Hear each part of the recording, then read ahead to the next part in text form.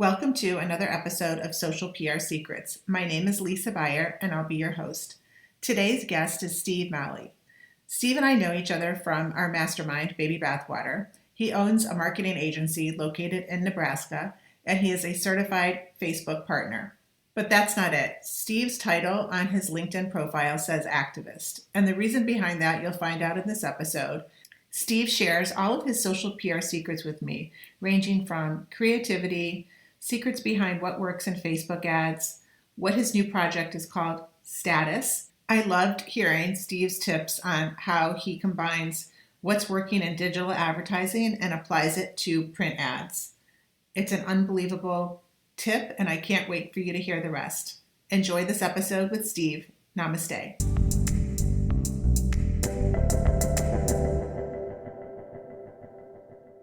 Okay, hi everybody. Welcome to another episode of Social PR Secrets. I am here today with Steve Maly. Hey, Steve. Morning. How are you? Good. So I'm coming from Celebration, Florida. Where are you coming from today? I'm in the good life of Lincoln, Nebraska. Yeah. I think everybody from the Midwest, because I'm from the Midwest, this is why I think this is just, everybody's nice. I think that's why everybody's like smiling and like nice. And so I love talking to people from the Midwest. Awesome.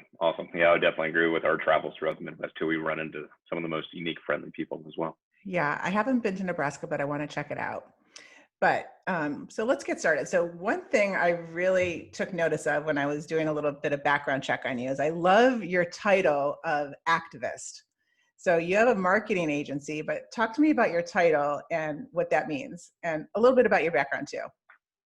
Yeah, it was interesting. I came across like 14 years ago, I think it was. And it was somebody that was down in Florida. And I saw their business card. I had activist on it. I'm like, oh, this is kind of cool. Like, what's this all about? And he's like, that's exactly what it's about.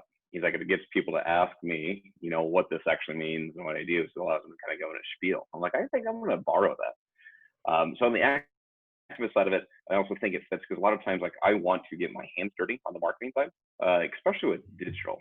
Things are always changing on digital. There's always new things that are popping up all the time. And I love being able to test.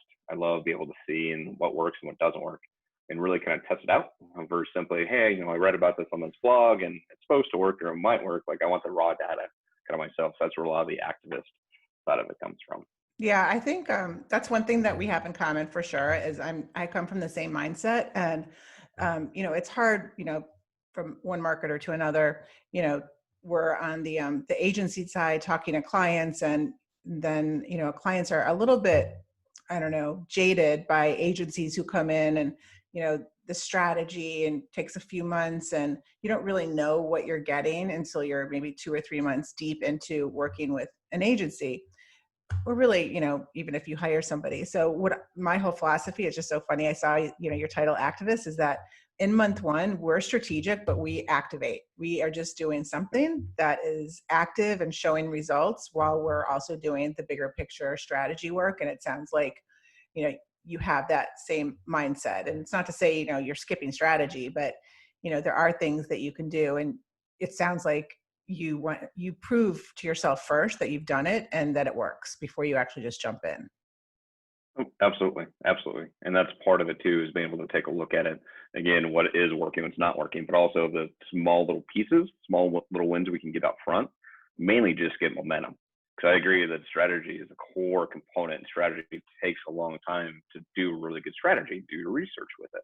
But we talk about that with our teams, like what are some little things that we can do where the client feels like we're getting some wins, as in the background, we're trying to build everything else out. And since we really kind of switched to those models again of delivering those little wins, it's helped smooth that out, that entire process. What are some examples that you could share that you've done that maybe other brands might not think of that they could just maybe try it out that you did on an activation side? Yeah, there's one that actually popped up here today as a reminder. It's an RV company based actually here in Lincoln. And they came to us and we laid out all of their business cards, all of their print ads on a table. Because not very often do you actually physically lay out everything that you do and visually see it all at once. And it was all over the board. On the business cards alone, there was like 11 or 12 different designs.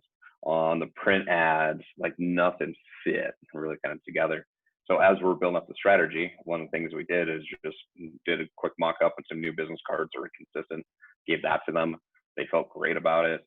On the print ad side of it, before we were able to finalize our full messaging, they had a print ad that was due. It's like, all right, well, let us take the foundation and at least clean it up for you.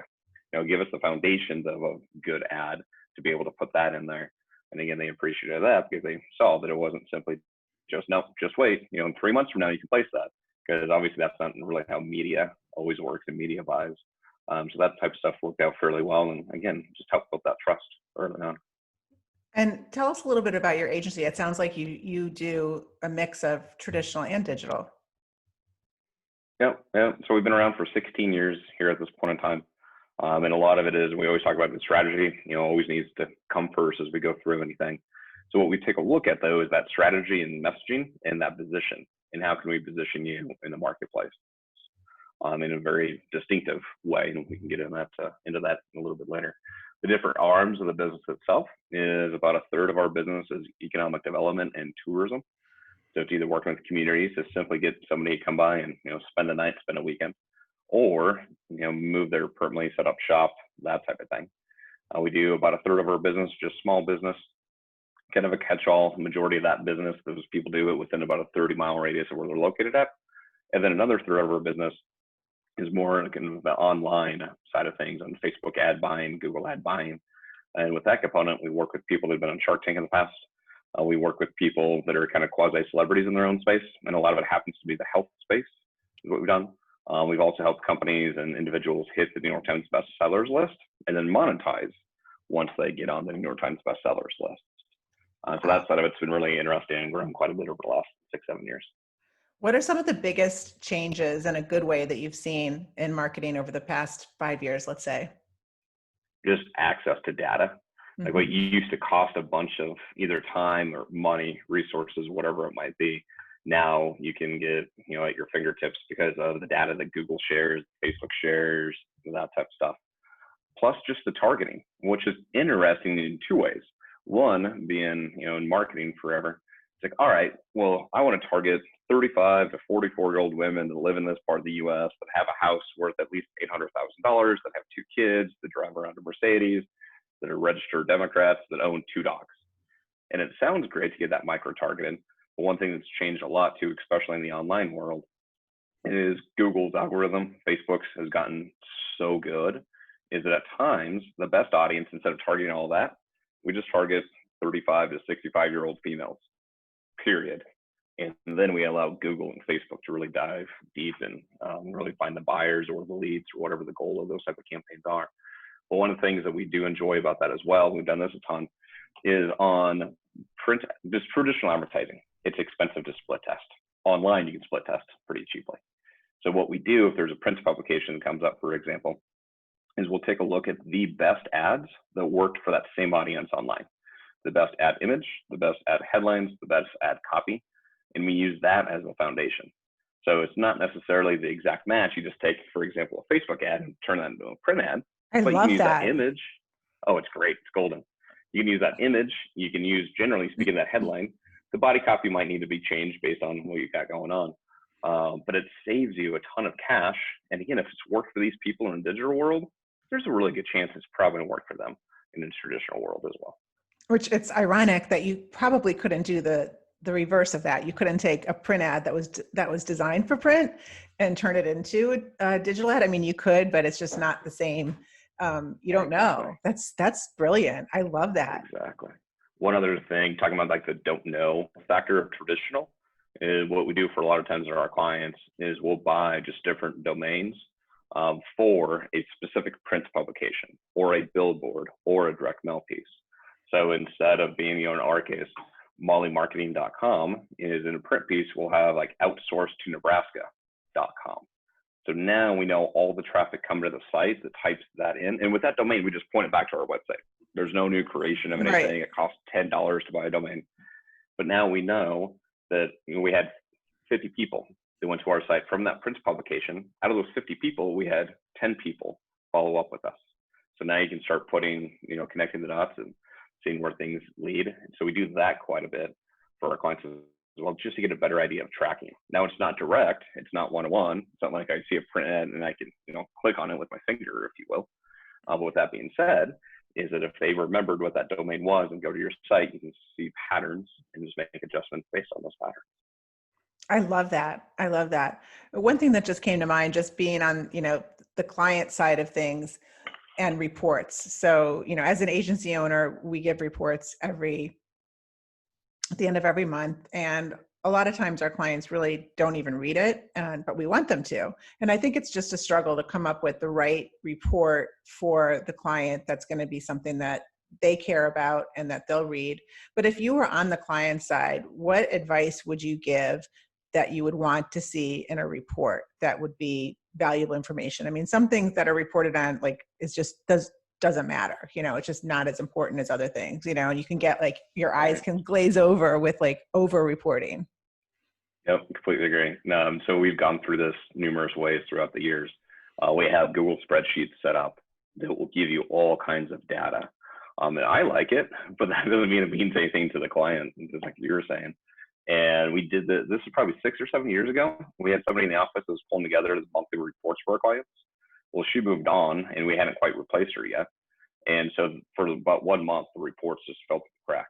There was not a single client that actually noticed that they didn't get a report because, again, they weren't reading it. Yeah. So what we try to do, we have 2 different versions. One, with some of our clients, we meet up on a weekly basis and we go through kind of that spreadsheet, but I tell the story behind it to give them some information and stuff that helps. The ones that we don't do it on a weekly basis, we do what we call kind of a pretty report. It's in Keynote, PowerPoint, if you will. And it really just kind of highlights basics of, impressions and spend and clicks and all that. But then we always try to tie it back to leads or sales, but especially service-based business. So if you're selling a product, a widget, it's super easy to say, hey, I spent X amount of dollars and we got, X number of sales for an ROI. For service-based business, it's different. So a lot of times with our clients inside of that report, up front, we ask, all right, for the leads that you typically get, what's your close percentage of those leads? All right, out of those leads that close, what's their value to you in the next 12 months? So then we just use that as a formula. It's like, all right, now we know we got you 10 leads. You closed 10%, so you got 1 sale potentially off of this. And then the average value to you is $1,000. So it kind of helps paint that picture of ROI. And then that's also percentages that we can change. The client's like, hey, and actually this happened just a couple weeks ago. We're now closing 15% of our business. It's like, perfect. Let's just update that formula to, better reflect exactly what that ROI is. Because at times they fall in love with the vanity numbers, but what does that mean to me as a business owner? And what does that mean in pure leads, potential revenue, or real revenue for selling something online that somebody can buy right away? But that's what we also try to keep it pretty short, sweet. Like, I know there's ways to automate it through Google, but when we're pulling these reports, it takes maybe 20 minutes of our time to really kind of put it inside the template. And the feedback we've gotten on it has been really solid because it speaks to them much more than just a bunch of numbers on paper.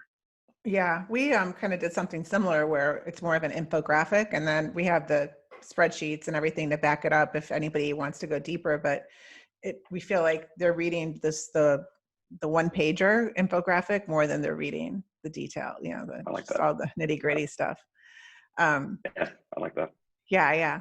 So I know you've been working on a bunch of projects, and one of them is what kind of brought us here today because we were hit with COVID and you started this Facebook group that you invited me to. So can you share with us that? Because that's an example of you being an activist.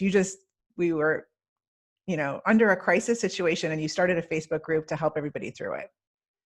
Yeah, no, thanks. It was one of those things when the COVID hit and it really kind of started hitting us like March 15th. And within 3 days, we lost 40% of our booked business. And so I'm sitting there kind of giving myself a pity party, if you will, for about a day, trying to figure out, what the hell do I do? And then kind of realize, along with another partner of mine, is like, we have some pretty good networks. Well, we always talked about, like, we don't need to have all the answers. We just need to know where to go for those answers. And you come to realize, a bunch of people are kind of like that. So we started a Facebook group. Last I checked, I think it's 280 people, something like that were in the group itself. And we'd meet up on a weekly basis. We met up every Friday morning for a while, and we'd bring in guest speakers. We'd bring in people that had been through crises in the past and how they've dealt with it. business leaders were, hey, this is a great opportunity to kind of shift and change and, just take a look at your business as a whole. And so there was a ton of things that kind of popped out of those conversations. And we would have, some calls we had 55, 56 people on some of the calls. And there were so many nuggets that came out of these conversations to help other people out. But like I said, selfishly, like I didn't know what the hell to do. Mhm. So it helped bring a bunch of clarity to me really at the same time too. And it was a cool little group that kind of came together to help support everybody and, just give them insights on, hey, this is working out really well for me, consider this. And again, with any type of crisis like that hits, is it just gives you a good opportunity to really reflect. Because I feel at times we don't always do the best of reflecting, and it allowed you to really start making some changes. What you can control, let's make some changes to what we can control. And also realizing there's a lot of stuff we can't control. Yeah. It'd be awesome if tomorrow we can control the COVID goes away, but obviously that's not taking place. But once you kind of let go of it and realize, it's here for the foreseeable future, and you can really just focus on things that you can really change and grow from. What were some of the things that you took away that from that group that you learned and applied to your business that maybe you could share with us? Yeah, a couple things. Going back to the control thing, we literally took out a piece of paper, and it was Rhonda Britton, which her through baby Oh, bathwater. Rhonda, She's yeah. the one. Yeah, she's the one that got on and talked about it. Got out a piece of paper, drew a line right down through the middle. She says on the left side, write down at the very top, write down what I can control. On the other side, write down what I can't control. And she's like, let's spend 5 minutes creating a list. And you find out real fast what you can't control is 4, 5, 6 things. What you can control is 5 to 6 times more things. So that was one of the kind of eye-opening experiences we had, which was great. And that was right away. The other component was over communicating, especially now for those that are used to an office setting that are now in a virtual setting, is if we're alone, we happen to have a lot of conversations with ourselves over and over and over and over again. And sometimes we make that assumption. He's like, well, we've had that conversation already. Like, Mhm. no, we haven't, myself in my mind has. And so it's really over communicating again and again and again and again, and just painting a very true picture. We did an employee survey here about a month ago, just kind of get a better idea of where our employees stand. And one of the things they said they respected was that, even on the financial side of it, is been very open on, where we're at, where we're standing, and where we're going. And they said that just kind of helped get some more faith in, oh, okay, like, they thought of this through, they've, experienced some of this, and this is what we're going to do kind of because of it, and just gave them some more comfort. So the over communicate was definitely one of them that pops out quite a bit. The other side of it, I thought this was good. And again, each one of these, obviously it popped up because of COVID, but it applies outside of it too, is people aren't always looking for a solution. And again, like I always want to give people a solution, be able to help out. And a lot of times they simply just need a sounding board, and just to be there, to be their sounding board, to allow them to get things out and allow them to think things through. And I've noticed a huge difference when I go into some conversations, not thinking, hey, I can help them, I can solve this. Like that's not necessarily what they're always looking for. They're just looking for you to really be present. And again, just kind of listen to what they have. And if you have some advice, some insights, awesome. There's numerous times when people are talking about stuff out loud, is they realize some of the things that they need to take a look at and can really kind of come up with their solutions themselves. Yeah, I totally agree. And I'm sure that helps reduce anxiety that by not talking about things, people are just thinking things in their head and doing this vicious cycle. And then thoughts, turn into, bad feelings. And that could, anxiety leads to depression, which is, with mental health right now is suffering in a huge way because not everybody is as lucky as maybe your employees are to have, somebody like you that's over communicating and, sounds like you're really there for them. And some people, just don't have that at all and are really suffering because of the isolation, because of the pandemic, because of, whatever might be happening. Everybody is having some sort of a ripple effect. Absolutely. There's a good friend of mine that lives in Hawaii. And I've noticed on Facebook over the last probably month or so, kind of going off the deep end a little bit, if you will, Mm-hmm. to the point like, I don't know if I can still follow him. Maybe I'll put him on snooze for Mm-hmm. 30 days. Well, right before I put him on snooze, he had a pretty good post saying that they're moving back stateside, mainly because they can't have any visitors come they can't go anywhere. A lot of their close friends have moved actually off of the island. And he just realized, it was the mental health aspect of it. Just Mm-hmm. wasn't in a good space, a good spot. And then we realized that, hey, I can change it by just kind of going back to home, if you will, where I Yeah. came from. But yeah, it's a tough balance, tough balance. Yeah. And I also feel like, well, it sounds like you've been on Facebook since Facebook started, right? Personally and Yep. then business wise.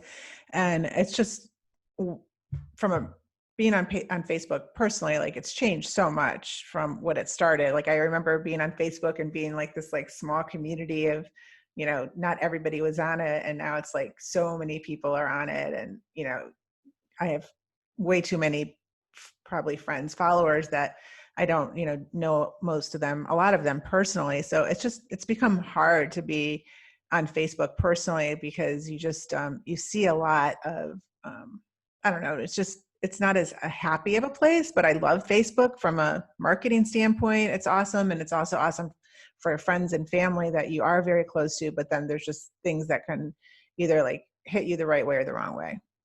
Yeah, completely agree. That's where the snooze button or unfollow Yeah. button comes in handy. Yeah. But Yeah. even Facebook themselves, they're trying to make that shift and really pushing people towards groups to get Yeah. back to that smaller community, Yeah. like you just mentioned. And they're spending a lot of their advertising dollars really pushing that pretty hard. Yeah. And I think that's smart to really make it such a large community, but make it a smaller community.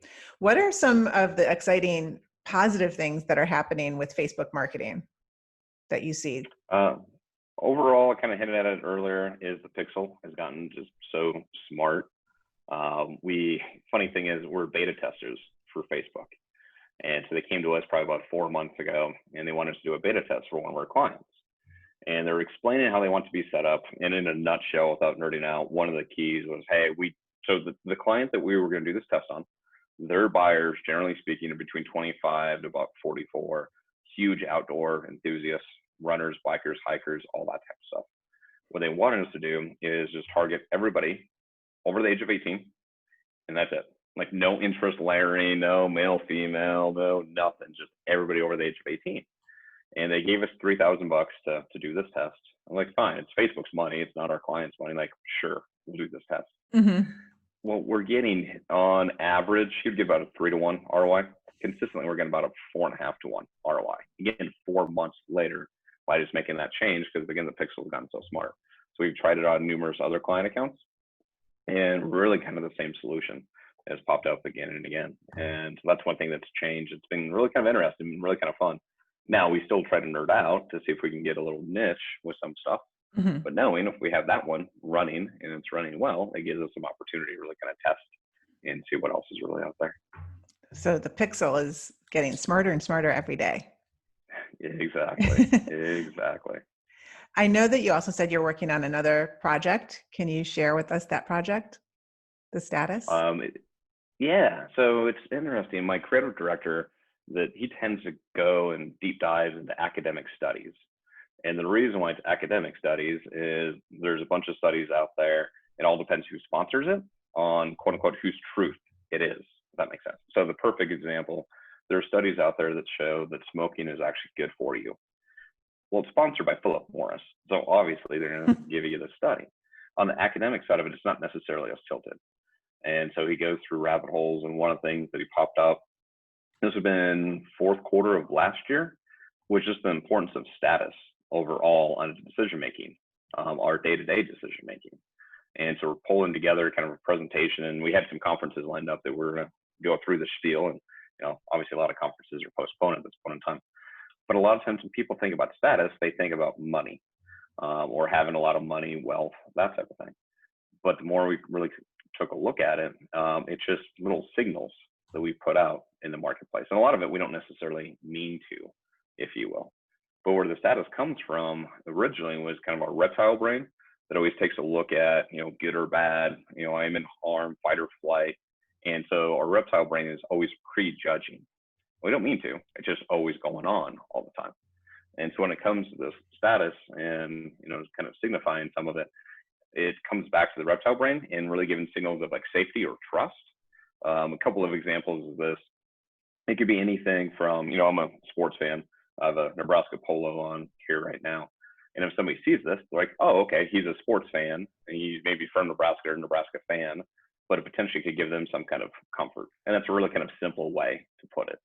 But it's another thing when the iPhones came out, their iPods, excuse me, came out, where they had the earbuds, the white earbuds.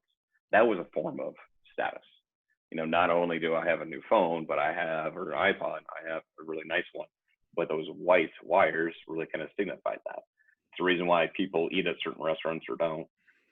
Even at the end of the day, it's the reason why somebody might shop at REI versus Cabela's. Largely speaking, they sell about the same stuff. But, some people see status with Cabela's and feel like that's their community, and they fit into that community much more than REI, for example. A couple things on how it really kind of impacts us on the tourism and economic development side of it. There's a lot of times millennials, and when I say millennials, that we always have a joke in the office, is that most of the time when people talk about millennials, they mean like anybody younger than them, even if they're 35, 45, 55. But this is actually the demographic. That some tourism spots have become just huge attractions, not necessarily because anything changed, but they would take photos and post photos again and again and again of that tourism attraction or of that food. And again, it's another kind of status symbol, if you will. Mm-hmm. And so areas of, national parks are going really well right now because of COVID, but even pre-COVID, there were certain parts of national parks that they would have huge crowds they've never seen before.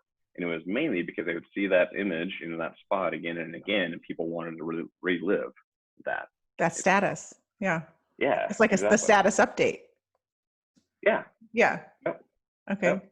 So it's cool on like how much it really influences our buying decision. Now, when it comes down to, purchasing bedding, if you will, or toilet paper, like we don't think anything about it because nobody sees, generally speaking, nobody sees our bedding or type of toilet paper, but anything that's more public facing. Even like the cars that you drive. And I'm not talking about like a Mercedes. Obviously, that's a good example of status, but that falls into that wealth bucket that a lot of times people think about. But even like a Subaru, and the story that owning a Subaru tells ourselves and tells other people.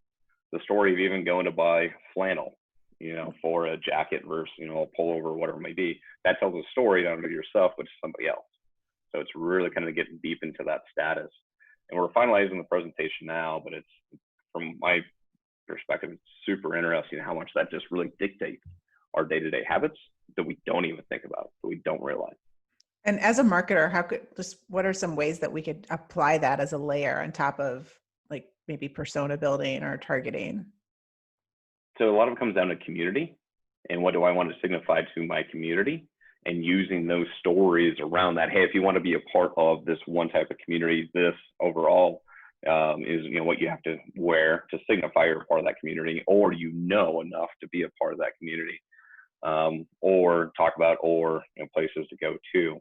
But to think it through in your buyer persona is, who do they really want to be? What's the story, generally speaking, they're telling themselves, and what's the story they want to tell other people? And especially understanding that story of what they want to tell other people, it helps you out with messaging, helps you out with positioning. If you do long form content at all, it literally helps you tell the story of the direction that you want to be able to go. Because at the end of the day, people relate to stories, and stories really kind of pull them in. And the adage of, people don't read long form copy, they don't watch long form videos, it's a bunch of crap. Like, I got data all day long that will prove that.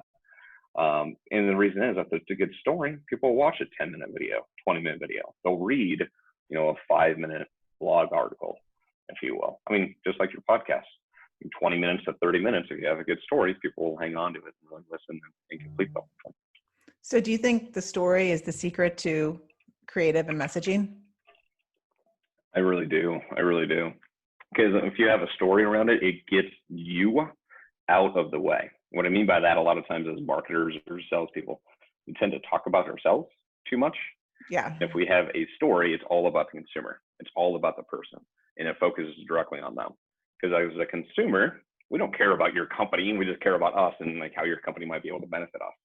So those stories really allow us to kind of get deeper with that and make sure it is consumer focused and not just company focused.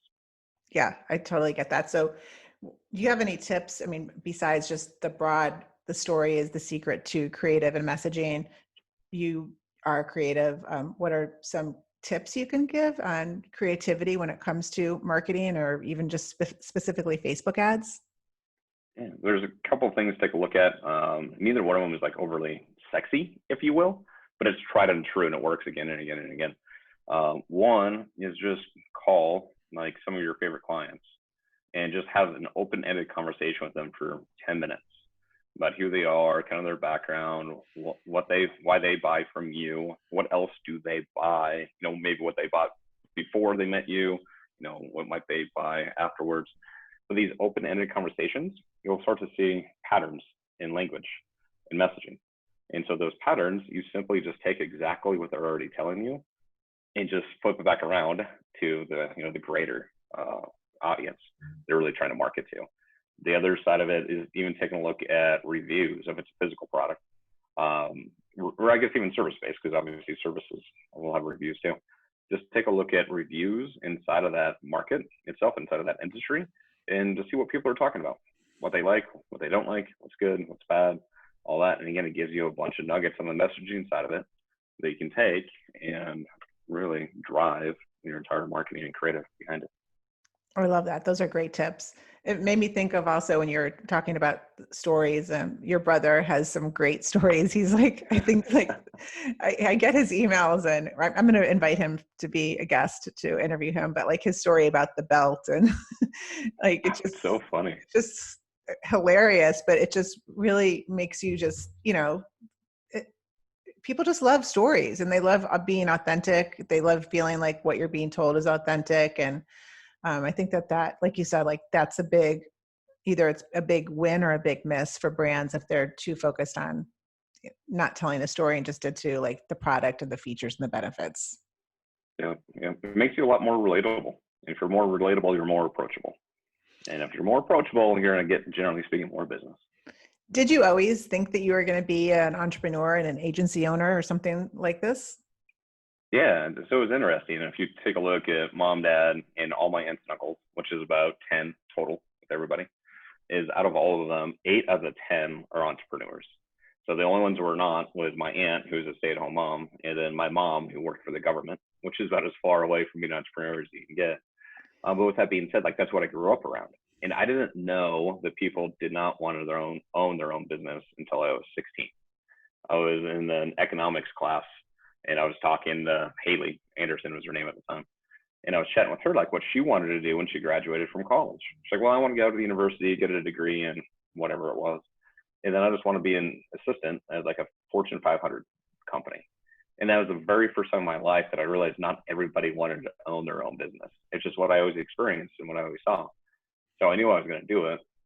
I ended up doing it quicker than I thought. I thought I was going to go work at an agency for 6, 7, 8, 9 years, get some experience, and then break off on my own. But it was one of those things when I graduated that I had job offers, but everything in my mind was very cubicle based. And that just sounded horrible. Plus, in my mind, the most money I ever made in college was $12,000 in a year. And I figured if I made more than $12,000 on my own, it's more money than I've ever made in my life. And so the first year we did $16,000 in total revenue. And I didn't even know what the hell the difference was between total revenue and profits and margins and all that type of stuff. But I was happy. Yeah. So that's what really kind of got us started. And it was an agency doing what you're doing now, or what type of business was it? It was more video production. So we did some online videos, corporate videos, training videos, wedding videos, that type of stuff. And so we did that route for about 3 years, 4 years. But my background was degree-wise in marketing. My work experience, there was a company I worked for, a software company that I worked for when I was in college. And they were getting ready to expand in South Dakota. And so the owner came to me and was like, hey, you're in marketing. Figure out how to market ourselves to our expansion in South Dakota. And so that was a great experience because it allowed me to really kind of put the trade to use, if you will. I fell in love and I knew that's the direction I always wanted to go, but video was a kind of easier way in, I would say. But over the last 12 years, it's been more on the, the strategy side and the development side and media buying and positioning and that type of stuff. That's awesome. Well, the way that we met was through a mastermind called Baby Bathwater. And how has that made a difference, something like a mastermind? And are there any other types of groups or sources that you kind of turn to help on that end of your business, the business entrepreneur side? It's funny because I was talking to a banker about it today. Is that they're looking at my P&L and they're trying to get a better explanation of professional development. So last year in 2019, 8% of our total revenue went back to professional development. That was for myself, for my crew, and all that. We just were huge believers. The more that we grow individually, the more we're going to grow as a company. But I also look at it as a resource for potential sales, because once you get to know people and you get intimately know them, especially baby bathwater is super good at creating that type of atmosphere, is a business just flows really well. And so I look at it both sides of it. We're gaining a ton of knowledge, what might take us decades to experience. A lot of those people can break it down into days really for us. But the other side, last year, about 37% of our total revenue came from, a connection we made in a mastermind. So baby bathwater is one of them. Another one that was in for quite a while was Vistage International. And so there's Vistage groups all over the place. Took a look at joining EO right before COVID hit. And it's something that I'm going to explore a little bit more, just because there's so much value in both sides. Again, just the personal growth, the business growth, and the business opportunities that arise because of it. Definitely. Yeah. The other one that I was part of before Baby Bathwater was, it was more of an agency mastermind. And I was part of that for about, I don't know, 7 or 8 years. And it was just a group of agency owners that were in non-competing markets. And we got together 3 or 4 times a year in different locations. And it was almost like having an extended board of directors. But I mean, any industry could do it. It doesn't have to be necessarily, just agencies like us. There's all kinds of businesses in our mastermind. It's not specifically for agencies. And I just feel like without that, I don't know how I would, it's a lonely world owning your own business if you don't have a mastermind group or some sort of professional group to lean on and trust. Absolutely. And then the thing I like about the group, because like you said, when you're the owner, is it's not like you have a boss per se, but if you're in a group, you have a whole group that helps basically keep you accountable. Yes. It helps to really stretch you and stretch your thinking and all that. And it really is a godsend. Yes, definitely. Any other sources besides masterminds that you lean into that you could share with us? Maybe some people that you follow on social media or blogs that you subscribe to? A couple of them that do well. One of them is the Morning Brew. And the Morning Brew, it's a daily newsletter. I know it doesn't necessarily cover a mastermind type of thing, No, but it gives you highlights of the previous day when it comes to financial markets, the economy, anything happening government-wise, just anything kind of happening in the world. And they're very snarky the way they write, so it's a good entertaining read. So I read that on a daily basis. They just released over the last couple of weeks Marketing Brew, and that comes out, I think it's 3 times a week. Same story. They do deep dives into different things that agencies are experiencing or media buying or whatever it might be. One that I really do respect a ton, that I read quite a bit of his stuff and follow quite a bit of his stuff, is Justin Brooks. And he does a lot, especially on the Google side of things. Mm-hmm. But I've met him numerous times through my brother, and he's just a good, caring dude. So it's not one of those things that he's putting all this out there in order to make a bunch of money and doesn't really care about people. Like, he really, really does it for people to really help people out. So I love how he writes copy. I love the insights that he's able to share on the ad buying. So that's one of them that I do follow on a really consistent basis overall. I subscribe to Wake Up Call by Ad Age, and I don't know if you've ever, it's actually, I just get the highlights every morning, but it's definitely kind of like what you need to know each morning. That. What about Facebook? What are some of your favorite sources for Facebook? Obviously, your brother is a good source. You're a good source, but you're a certified Facebook partner. So how do you keep your staff trained? That's a good question. With answer a couple of ways. One, with our Facebook rep, is once a quarter we'll do a training session with our staff, just to make sure the staff hears it from somebody besides me as well. And then Meredith is our rep, and she can go really kind of deep into some of that stuff. Kat Howell has had a group for a long time and numerous different types of groups. Yeah. And so we dive into that to be able to see, what are agency owners seeing, what are they experiencing, any type of like buyers, if you will. Like one of them that we're seeing right now on dynamic ads on Facebook, sometimes they'll get served literally without an image, without a headline, without a link to the website, like it's some goofy bug. Well, the nice thing is, since we're in some of those groups, is that we hear about it pretty quick. We can make adjustments really pretty quick. So that's where a lot of it kind of comes into play. The other side of it on Twitter, there's a lot of people I follow on Twitter, organizations that kind of highlight some different things are happening in the marketing place, and some insights and that type of stuff. Maybe you can just maybe send me some of those and I can share it in the show notes of some of your favorites for Twitter. I was just going to ask one other thing. So for Facebook and just in general, you said that you invest in professional development. So for your staff, are there certain conferences that, even though there's not conferences happening now, what type of professional development do you do for your staff? So since we do so much in tourism and economic development, is we'll go to quite a few of those conferences throughout the Midwest, and make sure that we have the staff that goes into the conference itself and not just sit back at a booth. Right. If you will. Traffic and conversion has always been a really good one, and that one got pushed back now to December, and then we'll see what happens there. Yeah. It sounds like that'll kick off again in the fall of 21 as well. And then also we started traction in EOS for the company here about 18 months ago. So that's where a decent chunk actually of our professional development budget goes towards, is that. And that's made a huge difference for our company.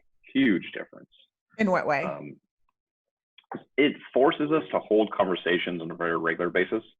So we always did a morning check-in with everybody, either physically or now virtually, to talk about projects and all that. But with traction, it forces you to really go through and think on a weekly basis for an hour and a half.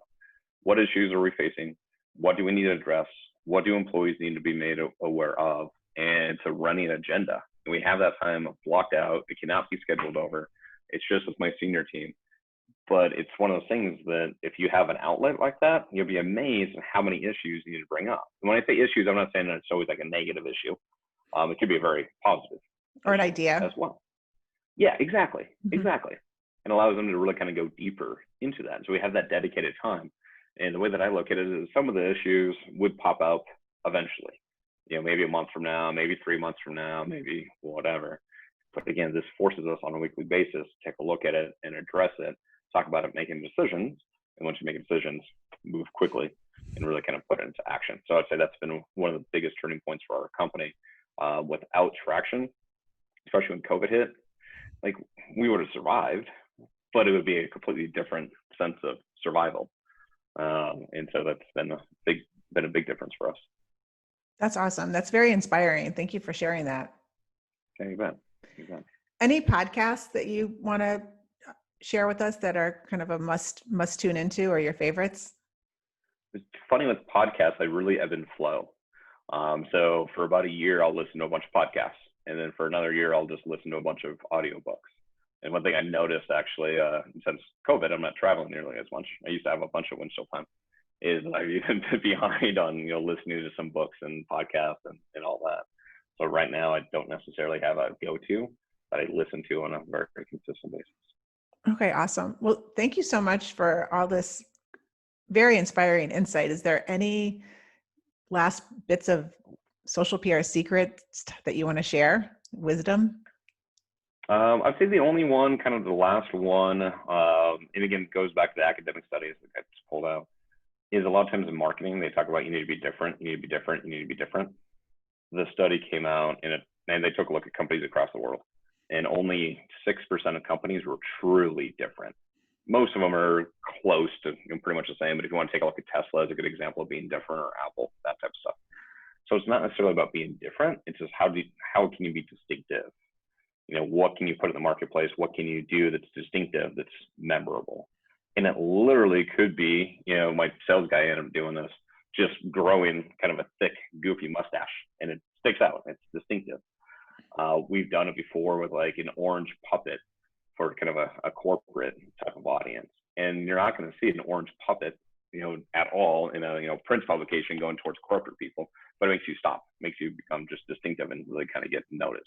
Okay, so it makes me think of your brother again. Can you just tell the belt story, really, the short version? Because I just, every time I picture Kurt, it's the belt. It's so funny. So with him, he went to a media buyers event probably 18 months ago-ish here at this point. And it was some of the best media buyers overall, Facebook, Google media buyers. And they flew out, I think it was in New Jersey. And right away, the guy that was hosting the event put this belt, like this WWE, like boxing belt, if you will, on the table. He's like, all right, whoever delivers the most value this weekend wins this belt. Well, the backstory is, so I have an older brother and I have a younger brother. So there's just three of us. And we would always wrestle, we'd always box. So my mom bought us a belt, and so we'd always try to fight over that belt all the time. So once that belt hit the table, my brother's like, oh, I got this. I'm going to win this. And what he did, he just over delivered value. And so he ended up winning it at the end. And so what he ended up doing was taking the same strategy he shared in that private group and just started sharing it really publicly. And so he's called it the belt method, and he's built the story behind it. The BELT all stands for something really overall. And it's been pretty funny because it gets popped up, brought up all the time, just like this, to the point of annoyance. But that's because I'm family, I'm his brother. But it's worked out really, really well. Well, it's a great example of standing out and being distinct and being different, and you are too. And like, you guys are super successful. And so I just am honored to have you as a guest today. And tell us where, if somebody wants to follow you, where's the best place to get in touch, reach out on social, and your website? So website's malymarketing.com, MALY marketing.com. On Twitter, it's just Steve Maly. And then on Facebook, it would just be Maly Marketing. Be the best place to kind of see some of the different works that we're doing, highlighting different packages, be able to share, hey, this worked out really well. You could take this little nuggets, then they can really kind of take and roll it. I think it's the best places to find us. All right. Well, thank you so much, Steve, for being part of Social PR Secrets. And hopefully you'll come back and be a guest another time and give us an update on what's happening with status and everything else. Absolutely. I appreciate the time. Thanks.